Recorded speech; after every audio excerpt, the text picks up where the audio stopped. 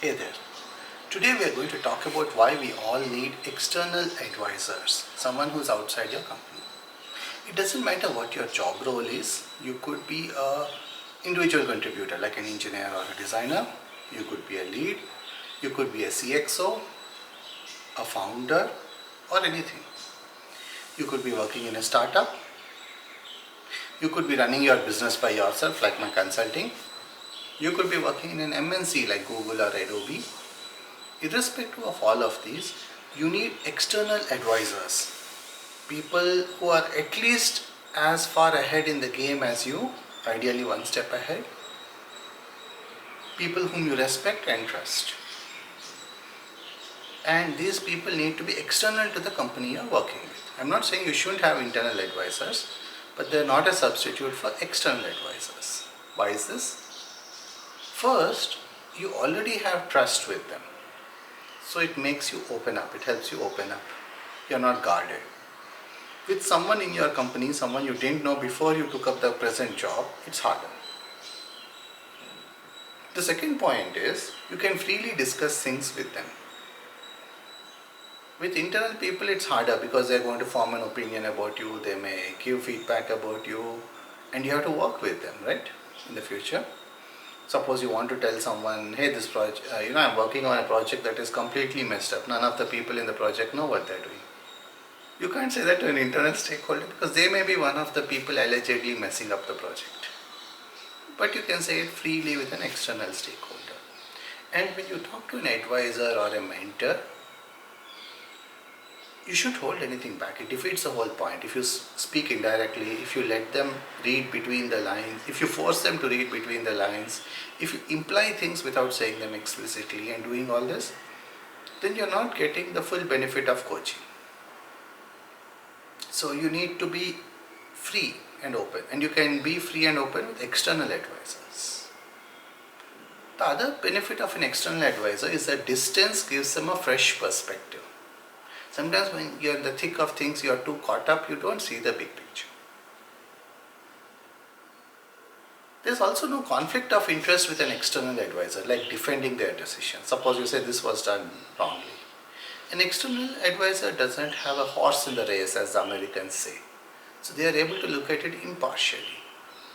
If you had that same conversation with an internal stakeholder,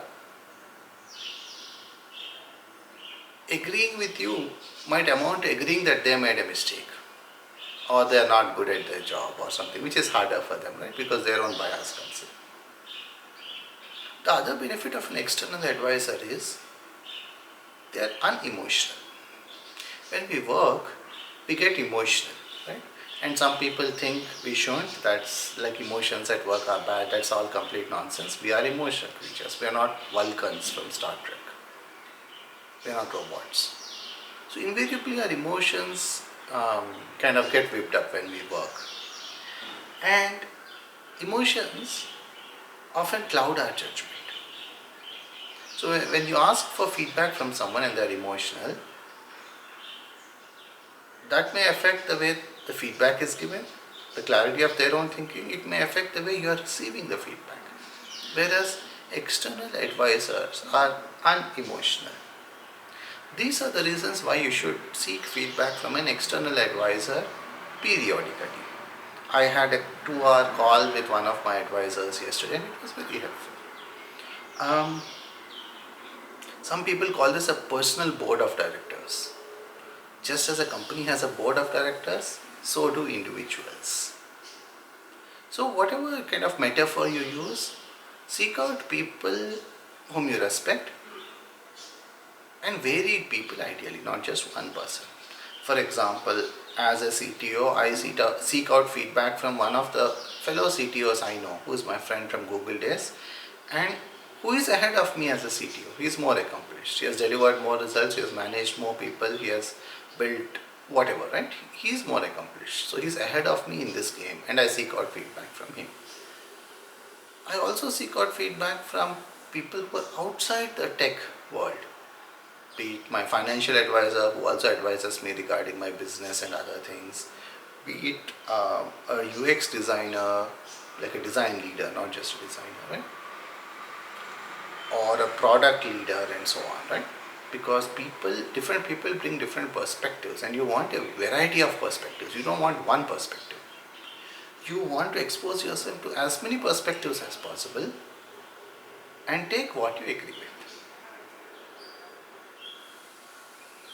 Don't be threatened by an opinion.